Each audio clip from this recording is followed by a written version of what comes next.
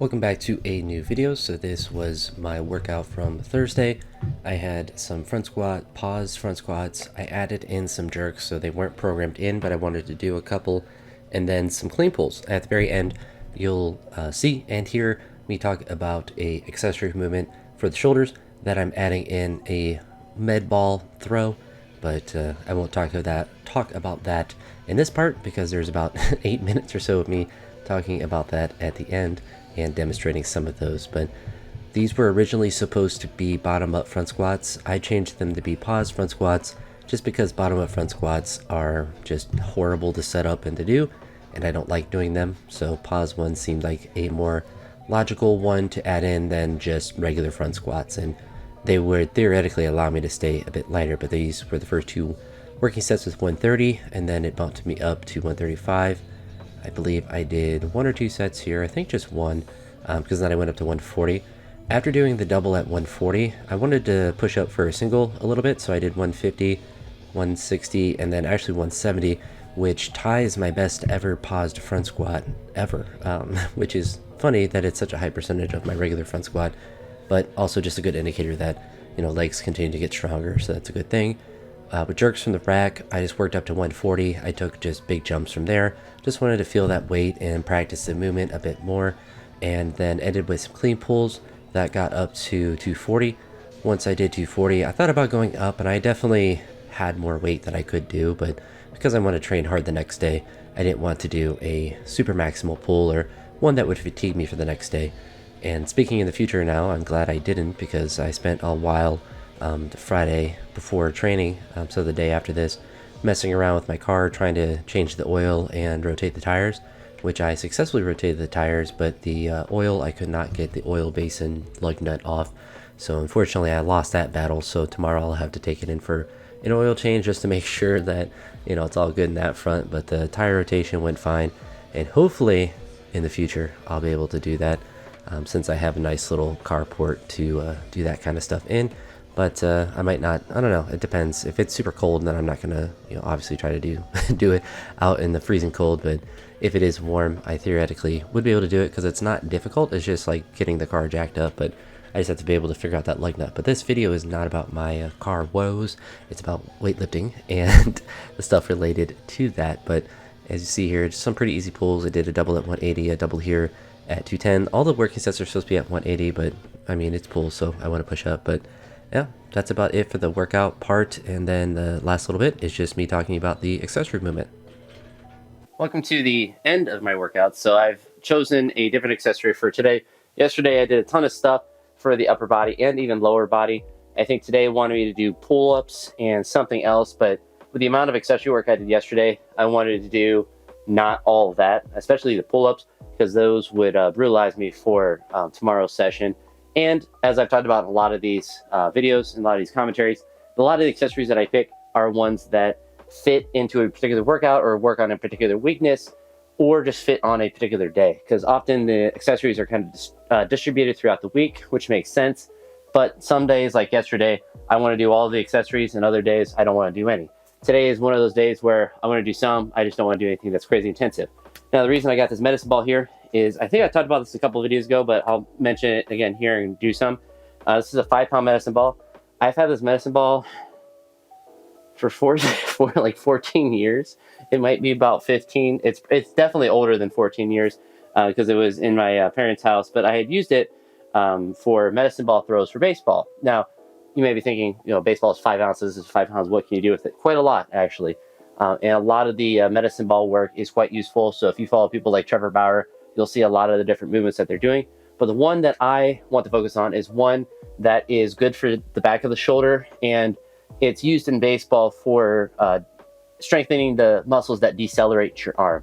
So when you're throwing, obviously you're accelerating. When you release the ball, your arm rapidly decelerates. And one of the things that limits you with how fast you can throw is how fast you can slow down your arm after the throw. That could be incorrect. I don't really care at this point in my life. I'm not playing baseball anymore. That's just the reason that was there behind it. But in practicality, even if that's incorrect, it does strengthen the muscles around your shoulders. So you start in an internally rotated spot, you throw it up, and then you're trying to catch it and do it in kind of a fluid rhythm. and you're throwing it up and catching it. So as I'm catching it, demonstrate here, you're decelerating it and then stretching it back, or well, like doing another rep. So you're getting work in the back of the shoulder, the front, the everything. It's a really easy movement, and one I've forgotten about, and one that I should do a lot, because where I have issues in my shoulder, and the reason that this came back into my brain was looking at myself in slow motion, and the snatch in particular, my left arm externally rotated slower than my right one. So this motion here is slower than my right one. And I was like, well, what can I do that's like explosive for that? And I was like, well, literally my whole baseball life I spent trying to work on my muscles, and it's probably why I have an imbalance now, as my right arm is probably naturally better at externally rotating than my left one, or at least has a propensity to be better at it than my right one, since it's my dominant arm and the one I've thrown thousands of baseballs with.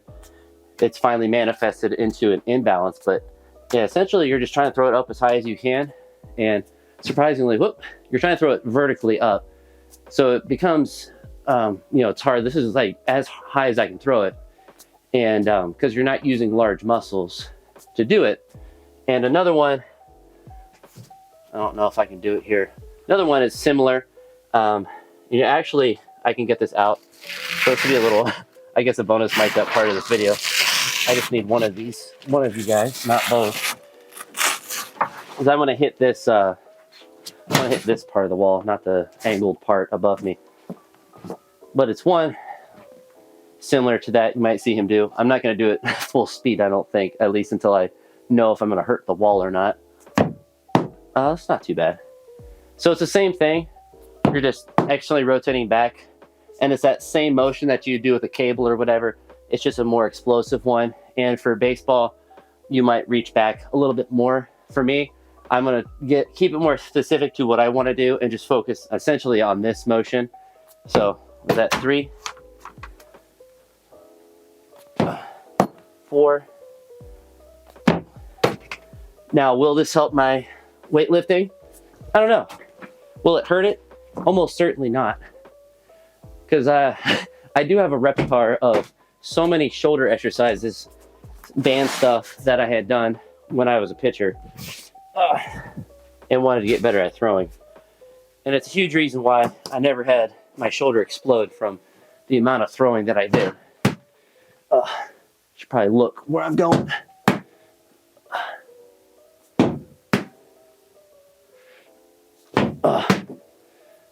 So those ones I probably won't do a ton.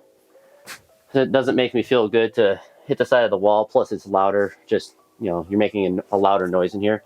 These ones feel pretty good because you're trying to do it fluid. So there's like a technical aspect to it. Keeps you more engaged than just yeeting it, which there's a benefit to that as well. Just, maximum force. But these, you have to catch it.